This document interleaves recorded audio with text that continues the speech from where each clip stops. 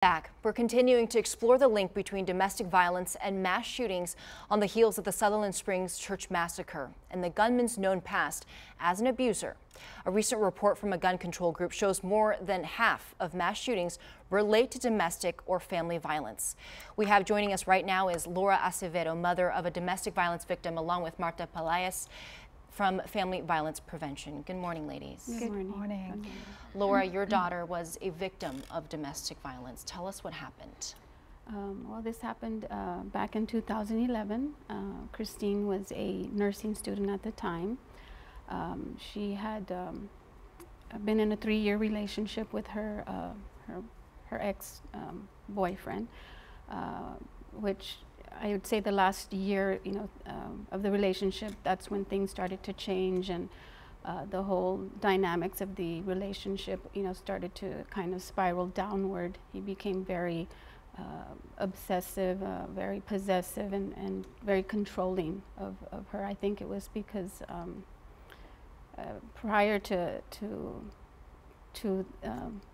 that, he had recently lost his father, who was murdered. And it seemed like he was succumbed by depression after that, and dealt with a lot of anxiety attacks, and I think that's when his whole personality changed. He became very isolated, and I guess expected her to do the same. And it started off as just maybe verbal and emotional abuse, and then eventually it did happen to turn into physical abuse. And it ended deadly. And yes, it did. Unfortunately, it did. The morning of she was on her way to work. He had actually been calling. He had been stalking her, and through the phone, through text messages, showing up at her place of work. After the second initial attack that he, hurt her, she did do all the right things. She left him. She did get a restraining order. Knew that this relationship was not, healthy for either one of them. And now, Laura, through your daughter's death, something really great has come out of that. It's the foundation. Tell us about that. Yes, it's we between her friends and family, we just felt that we had to do something.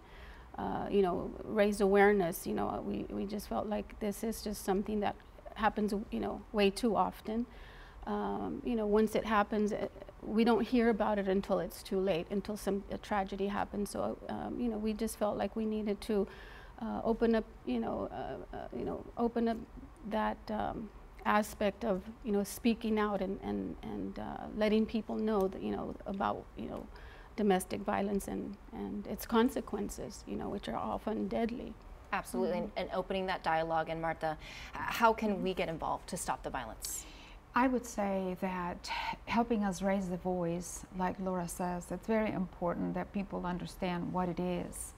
Talk to your children. It's never too early to talk to your little ones.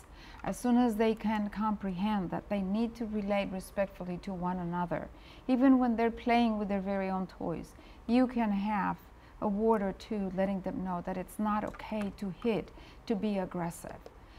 Talk to your teenage daughters, to your teenage sons, and let them know what the signs of domestic violence is, so that they can reach out in case something is not going right in their relationship. And before we go, tell us about this upcoming event that the Battered Women and Children's Shelter is helping and holding. That is one of the ways that the whole community can be involved. On December the 4th, we have our traditional Nutcracker sweets. It is at the Witty. It's a family event. The best chefs that San Antonio has to show will be participating with their wonderful, famous desserts, trademark desserts, and savory items. Santa will be there, activities for the children. Just come and enjoy. All right, Marta and Laura, thank you both very much. Thank you.